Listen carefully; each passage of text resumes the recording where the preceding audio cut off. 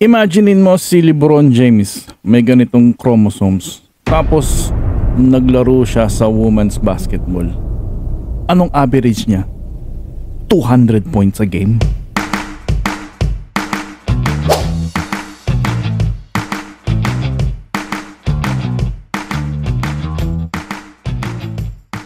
Isang controversy ang nangyari ngayon sa Olympics sa women's boxing dahil sumuko ang isang boxer dahil hindi daw fair ang kanyang kalaban.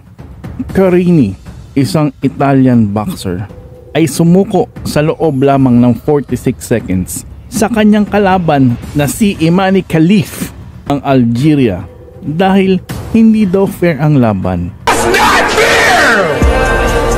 That's not fair!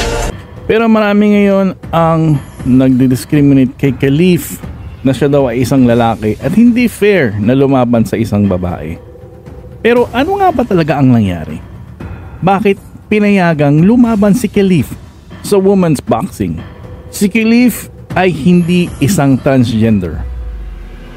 Isa siyang tinatawag na intersex, na ibig sabihin na isang individual na pinanganak na mayroong several characteristic ng isang babae o ng isang lalaki. Ang isang babae ay may XX chromosome, which ang lalaki ay may XY chromosome. Kung si Khalif ay may XX chromosome, ay meron din siyang taglay ng Y chromosome na sa isang lalaki lang matatagpuan. Anong ibig sabihin nito? Hindi naman ako doktor. Mag-search na lang sa YouTube or kung saan-saan man, marami kayong matutunan tungkol dito. Tao ba to? Congrats! Last year ay naban sa Women's World Boxing Championship itong si Khalif dahil natagpuan na mataas ang level ng kanyang testosterone para ma-meet ang criteria para lumaban sa championship. Pero iba ang ruling ng Olympics kumpara sa ibang boxing event sa mundo. Kaya hindi natin alam kung bakit ito pinayagan. Pero hindi mo rin masisisi si Khalif dahil pinanganak siyang isang babae na mayroong taglay ng katangian ng isang lalaki. Basta yun na yun. Ibalik mo sa akin si Jojon! So, unfair nga ba talaga ang laban na to? Well, kung tutusin, si Khalif ay mayroong taglay na chromosomes ng para sa lalaki, which meron siyang athletic advantage sa kanyang babaeng kalaban. Marami ng gintong pangyayari kahit noon pa, kahit ultimo sa Pilipinas nangyari na to. Naaalala nyo si Nancy Nabalta? Siyempre nasaktan. Dahil previous year na naglalaro ako, na natatalo ako, wala namang question. Nung nananalo na ako may question na.